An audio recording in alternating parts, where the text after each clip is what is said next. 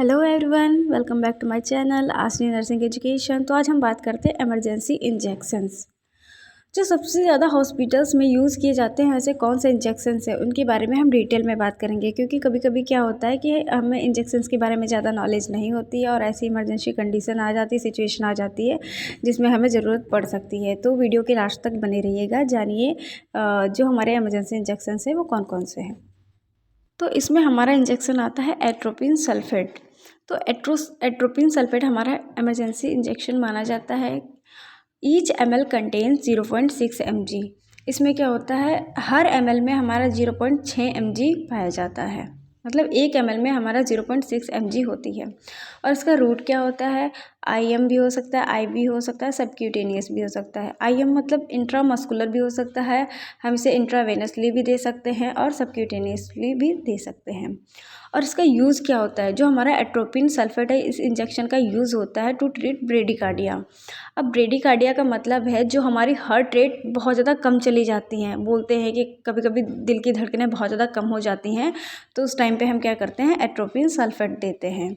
और इसका यूज़ है एंटीडोट फॉर ऑर्गेनोफॉस्फेट पॉइजनिंग। मतलब अगर किसी को ऑर्गेनोफॉस्फेट की पॉइजनिंग हुई है तो ये एंटीडोट के रूप में काम करता है। तो जो हमारा एट्रोपिन सल्फेट है इसका यूज़ हो गया ब्रेडिकार्डिया में, और ऑर्गेनोफॉस्फेट की पॉइजनिंग के एंटीडोट के लिए भी यूज़ होता है। आई होप इतना समझ में आया होगा आपको। फिर नेक्स्ट हम बात करते हैं नेक्स्ट मेडिसिन की। तो नेक्स्ट मेडिसिन है हमारी फ्रोसेमाइड। तो जो फ्रोसेमाइड होती है उसका दूसरा नाम होता है लैसिक्स। तो ईच ml कंटेन 10 mg, मतलब हर ml में हमारी 10 mg मिलती है। अगर टोटल 2 ml का एम्प्यूल है तो उसमें 20 mg उसकी क्वांटिटी होगी। और इसका रूट क्या होगा, रूट IM और IV दोनों हो सकता है। तो ये अकॉर्डिंग टू पेशेंट कंडीशन हम क्या करते हैं, देते हैं। IM मतलब इंट्रामस्कुलरी हो गया, और IV मतलब इंट्रावेनसली भी हम इसे दे सकते हैं। तो जो हमारा फ्रोसामाइड है या लैसिक्स है, इसका यूज़ क्या होता है, तो इसका मेन यूज़ होता है तो treat hypertension in the sense जैसे किसी का बीपी बहुत ज़्यादा बढ़ा हुआ है। अब नॉर्मल बीपी की बात कर लेते हैं, तो जो हमारा सिस्टोलिक बीपी होता है या सिस्टोलिक प्रेशर होता है वो क्या होता है, 140 से कम होता है, बिलो होता है। और जो हमारा डायस्टोलिक होता है वो 60 से अबव माना जाता है। तो हम बोलते हैं कि जो ब्लड प्रेशर है वो हमारा नॉर्मल है। लेकिन इसमें क्या होता है, जो बीपी हाई होता है इसमें क्या होता है, जो हमारा सिस्टोलिक है वो हमारा 140 से अबव चला जाता है, मतलब 140 से ऊपर हमारा जो उसका प्रेशर है वो चला जाता है। इसलिए जो बीपी है वो हमारा हाई हो जाता है, ब्लड प्रेशर हाई हो जाता है, उसे हम हाइपरटेंशन बोलते हैं। तो किसी को अगर हाइपरटेंशन की प्रॉब्लम है तो हम क्या करते हैं, उसे लैसिक्स देते हैं। इससे क्या होता है, हमारा जो ब्लड प्रेशर है वो हमारा नॉर्मल हो जाता है। अब नॉर्मल होता कैसे, तो ये जो हमारा यूरिन आउटपुट है उसको इंक्रीज़ करके हमारा नॉर्मल करता है। अब यूरिन आउटपुट जैसे अगर हमने किसी को लैसिक्स या फ्रूसेमाइड का इंजेक्शन लगा दिया है, उसके बाद क्या होगा, उसकी जो यूरिन है तो उसका यूरिन आउटपुट ज़्यादा होगा। अब यूरिन में क्या होता है, सोडियम की मात्रा हमारी ज़्यादा निकलती है। तो अगर हमारी बॉडी से सोडियम यूरिन के थ्रू बाहर निकल जाएगा तो बीपी जो ब्लड प्रेशर है हमारा ऑटोमेटिक नॉर्मल हो जाएगा। इसलिए हम क्या करते हैं, फ्रूसेमाइड का इंजेक्शन देते हैं, ताकि हम अपने जो ब्लड प्रेशर है उसको नॉर्मल कर सकें और जो यूरिन आउटपुट है उसको भी इंक्रीज़ कर सकें। तो इसलिए हम क्या कर सकते हैं, फ्रूसेमाइड का इंजेक्शन देते हैं। अब हम नेक्स्ट बात करते हैं कैल्शियम ग्लूकोनेट। तो जो कैल्शियम ग्लूकोनेट इंजेक्शन है उसको हम इंट्रामस्कुलरी और इंट्रावेनसली दोनों तरीके से हम दे सकते हैं। ये भी है according to patient condition. And इसका यूज़ क्या है, हम कैल्शियम ग्लूकोनेट जो इंजेक्शन है वो उसका यूज़ क्या है, हम क्यों यूज़ करते हैं, टू ट्रीट हाइपोकैल्सीमिया। हाइपोकैल्सीमिया का मतलब, हाइपो का मतलब कम, कैल्सीमिया का मतलब कैल्शियम। जो हमारे बॉडी में जब कैल्शियम की मात्रा कम हो जाती है तो उस टाइम पे हम कैल्शियम ग्लूकोनेट भी देते हैं। अब कैल्शियम ग्लूकोनेट देंगे तो जो कैल्शियम है वो हमारा नॉर्मल हो जाएगा। इसके अलावा मैग्नीशियम की टॉक्सिसिटी हो जाती है तब हम देते हैं। मैग्नीशियम टॉक्सिसिटी का मतलब है जो मैग्नीशियम की मात्रा हमारी बॉडी में जब ज़्यादा बढ़ जाती है तब हम क्या करते हैं, कैल्शियम ग्लूकोनेट देते हैं। तो उस टाइम पे ये क्या करता है, इसको बैलेंस करने में हेल्प करता है। तो ये हमारा कैल्शियम ग्लूकोनेट का वर्क हो गया। तो आई होप आपको ये समझ में आएगा। नेक्स्ट हम बात करते हैं नेक्स्ट मेडिसिन की या नेक्स्ट इंजेक्शन की। फिर अब हम नेक्स्ट बात करते हैं सोडियम बाइकार्बोनेट इंजेक्शन। तो इसका रूट होता है इंट्रावेनसली, मतलब इसे हम सिर्फ IV ही दे सकते हैं। और इसका यूज़ क्या होता है, to treat hyperkalaemia and cocaine toxicity. अब हाइपर कैलीमिया, हाइपर मतलब ज़्यादा, और कैलीमिया इन द सेंस जैसे पोटेशियम। अगर हमारी बॉडी में पोटेशियम की मात्रा ज़्यादा होगी तो उस टाइम पे हम सोडियम बाइकार्बोनेट देते हैं। एंड अगर हमें क्या हुआ, कोकेन की टॉक्सिसिटी हो गई है, कोकेन की मात्रा हमारी बॉडी में ज़्यादा हो गई है, तो उस टाइम पे भी अगर हम क्या करते हैं, सोडियम बाइकार्बोनेट का इंजेक्शन देते हैं तो इसको बैलेंस करता है, इसको सही करता है। तो आई होप ये क्लियर हो गया होगा। जो हमारा सोडियम बाइकार्बोनेट है, जब हमारे पोटेशियम की मात्रा ज़्यादा होती है तो उस टाइम पे देते हैं, और कोकेन की अगर टॉक्सिसिटी हो गई है तो अभी हम सोडियम बाइकार्बोनेट का इंजेक्शन दे सकते हैं, और ये सिर्फ IV ही दे सकते हैं हम। तो आई होप ये क्लियर हो गया होगा आपको। फिर नेक्स्ट हम बात करते हैं नाइट्रोग्लिसरीन इंजेक्शन, या एंटी इसको भी बोलते हैं।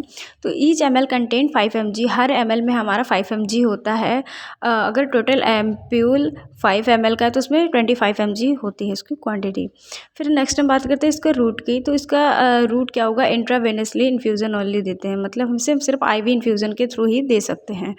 और इसका वर्क क्या होता है, यानी हम इस क्यों यूज़ करते हैं, टू ट्रीट हाइपरटेंशन। हाइपरटेंशन जैसे ये BP बढ़ा हुआ होता है, उस टाइम पे अभी हम नाइट्रोग्लिसरीन का यूज़ कर सकते हैं। इसके अलावा एंजाइना, एंजाइना जैसे चेस्ट पेन होता है, बहुत ज़्यादा चेस्ट पेन होता है, तो उस टाइम पे हम क्या करते हैं, नाइट्रोग्लिसरीन का इंजेक्शन देते हैं। और ये जो भी जितने भी इंजेक्शंस के बारे में मैंने आपको बताया है, ये अपने आप नहीं लगाना है। जब तक डॉक्टर क्या करे, सलाह ना दे या डॉक्टर प्रिस्क्राइब ना करे, तब तक हम क्या करते हैं, विदाउट डॉक्टर की परमिशन हम इसे नहीं लगाते हैं। तो जब तक डॉक्टर से कंसल्ट ना कर लें आप, तब तक आप किसी भी इंजेक्शन को ऐसे ना दें। इसके अलावा फिर नेक्स्ट हम बात करते हैं, अगला इंजेक्शन जो हमारा आता है एड्रेनलिन। जो हमारा इंजेक्शन एड्रेनलिन होता है, वो उसकी डोज होती है 1 mg पर ml, मतलब 1 ml में हमारा 1 mg होता है। एंड इसका रूट क्या होता है, IM, IV और SC भी होती है, मतलब इंट्रामस्कुलर भी हम इसे दे सकते हैं, इंट्रावेनसली भी इसे हम दे सकते हैं, एंड सबक्यूटेनियसली भी हम इसे दे सकते हैं। फिर हम बात करते हैं इसके यूजेस की। जो हमारा एड्रेनलिन इंजेक्शन है, इसका यूज़ क्या है, तो ये मेनली हम कार्डियक अरेस्ट के पेशेंट में देते हैं। कार्डियक अरेस्ट एक ऐसी इमरजेंसी सिचुएशन है जिसमें क्या होता है, हैंडल करना बहुत ज़्यादा ही मुश्किल हो जाता है, तो उस टाइम पे हम क्या करते हैं, इंजेक्शन लगाते हैं एड्रेनलिन का। तो आई होप ये क्लियर हो गया होगा आपको। फिर नेक्स्ट हम बात करते हैं टर्नेक्सामिक एसिड। तो जो नेक्स्ट हमारा मेडिसिन है या इंजेक्शन है, वो टर्नेक्सा है, टर्नेक्सा। तो इसकी डोज क्या होती है, 500 mg पर ml होती है। और इसका रूट क्या होता है, ये हम IV देते हैं, मतलब इंट्रावेनसली हम इसे देते हैं। और इसका यूज़ क्या है, टू स्टॉप ब्लीडिंग।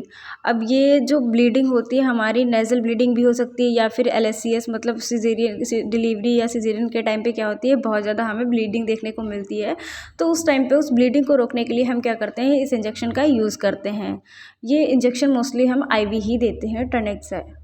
तो आई होप ये क्लियर हो गया होगा आपको। फिर नेक्स्ट इंजेक्शन आता है हमारा pheniramine. So each ml contain 22.75 mg। And इसका रूट की बात करते हैं तो रूट हमारा इंट्रामस्कुलरी भी हो सकता है, इंट्रावेनसली भी हम क्या कर सकते हैं, इसे दे सकते हैं। फिर अब हम इसके यूजेस की बात करते हैं कि जो हमारा फेनरामाइन या एविल जो इंजेक्शन है, इसका यूजेस हम क्यों करते हैं, टू ट्रीट एलर्जिक कंडीशन।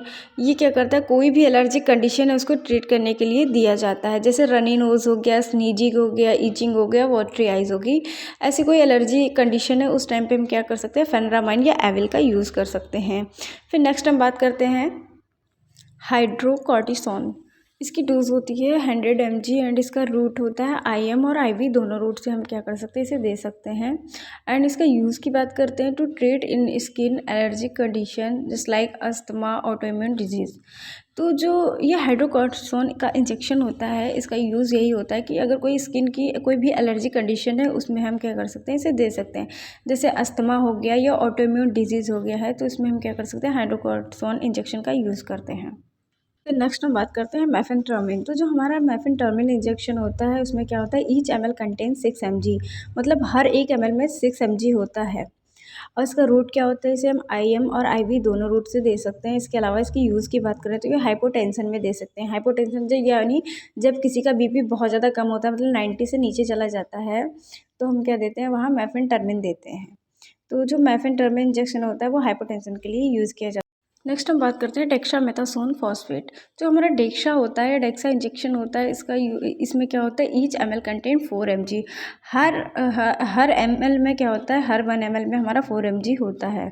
अगर मतलब 5 ml का है तो उसमें 20 mg उसकी क्वांटिटी होगी। फिर हम रूट की बात करते हैं तो इंट्रावेनसली और इंट्रामस्कुलरी हम दोनों रूट से हम इसे दे सकते हैं डेक्सा को। और इसके अलावा अगर यूजेस की बात करें तो ये COPD में दे सकते हैं, अस्थमा में दे सकते हैं, या फिर कोई ऐसी एलर्जिक रिएक्शन इन्फेक्शन हो गया बॉडी में, उस टाइम पे हम क्या कर सकते हैं, डेक्सा का यूज़ कर सकते हैं। फिर नेक्स्ट हम बात करते हैं नॉर एड्रेनलिन। तो जो हमारा नॉर एड्रेनलिन इंजेक्शन होता है, इसमें क्या होता है, ईच ml कंटेंट 2 mg। हर ml में हमारा 2 mg होता है। अगर हमारा 2 ml का एम्पूल है तो उसमें 4 mg होती है।